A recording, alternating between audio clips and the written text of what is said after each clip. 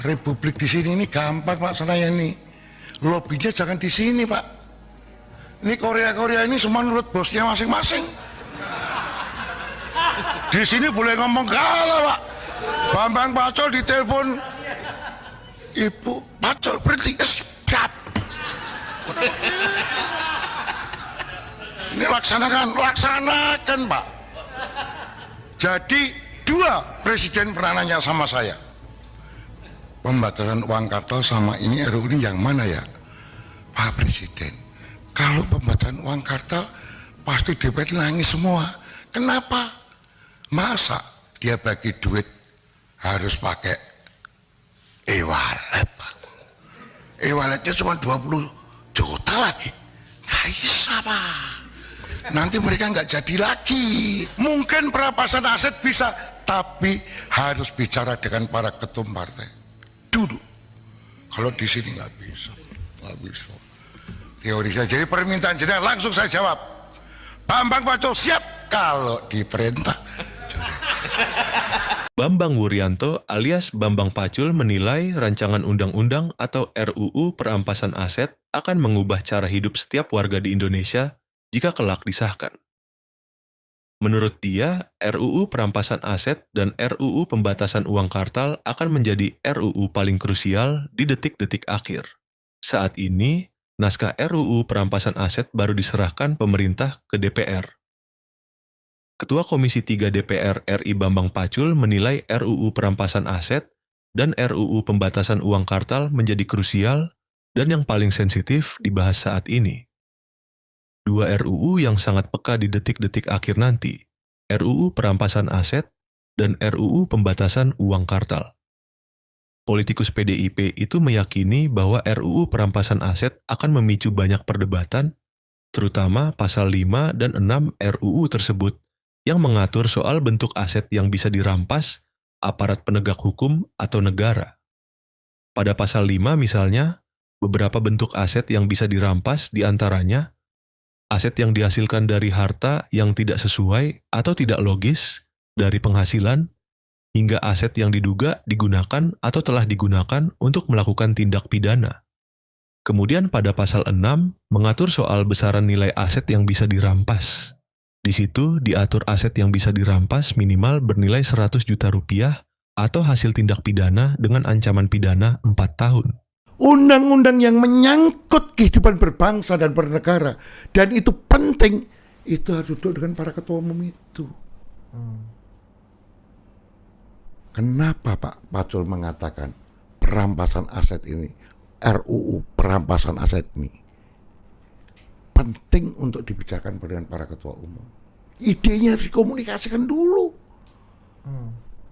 Karena nanti, kalau nanti benar rumornya, kenapa kok rumornya benar? Ini kan baru diskusi-diskusi bahwa surat presiden kan usulan pemerintah nih, ya, belum sampai ke kita Pak. Oh, surprise-nya belum? Belum. Oh, untuk dari pemerintah untuk membahas pun belum ada. Tapi diskusi sudah hidup di kalangan balik. Gitu loh. Bahkan dinyatakan bahwa nanti dalam surprise itu yang disertai daftar usulan DIM, daftar isian malah pasal-pasal yang dibuat pemerintah, ada pasal yaitu pembuktian terbalik. Nah, kalau pembuktian terbalik atas kekayaan itu bisa dipakai alat undang-undang ini oleh siapapun yang berkuasa untuk membunuh lawan-lawan politiknya. Padahal lawan politiknya sesama anak bangsa. Maka saya minta untuk bicara dulu dengan ketua umum melalui LHKPN. Kalau swasta SPT itulah ya. Semuanya lah. Faktur pajak. Di situ tertulis, aku punya kambing. Oh iya benar punya kambing. Lagi ada sapi. Dari mana ini sapinya? Pembuktian terbalik Pak. Tewas Pak. Kenapa? Administrasi kita belum bagus. Apa kamu bisa membuktikan? Itu belum tentu Pak. Itu kan orang-orang yang pintar Pak. Nah ini kan bisa dijadikan lawan politik untuk mukulin orang Pak. Itu Wong kalau misalnya alat-alat penegakan hukum dipakai, ini sekarang siapapun yang berkuasa menakutkan. Siapa yang akan berkuasa di publik? Ya, pejabat publik yang punya kuasa itu ketua-ketua partai. Nah, tapi bicarakan dulu, seperti tadi saya bilang, lawan politik. Memang kita sadar semua terhadap akuntansi. Betul. Hah? Betul. Kamu mendaftarkan kekayaanmu, ada jam, hublot, tapi tiba-tiba kau pakai Rolex. Rolexmu dari mana? Pembuktian terbalik harus. Pembuktian terbalik. Oh, oke. Coba ilustrasi ini ya. Misalnya Budi penguasa, saya kritik Budi. Budi bisa kejar saya dong Bisa. dengan alat itu. berarti Sangat gitu. bisa.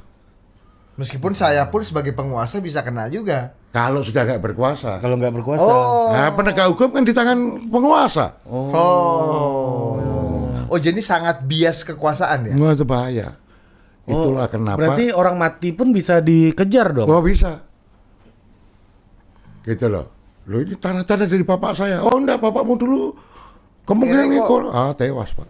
Oh, atau bapak. Oh ya, benar. Jadi orang sekarang kalau lari, hari ini lari keluar negeri. Dianggap korupsi, lari keluar negeri. Nggak bisa dieksekusi hartanya. Besok bisa.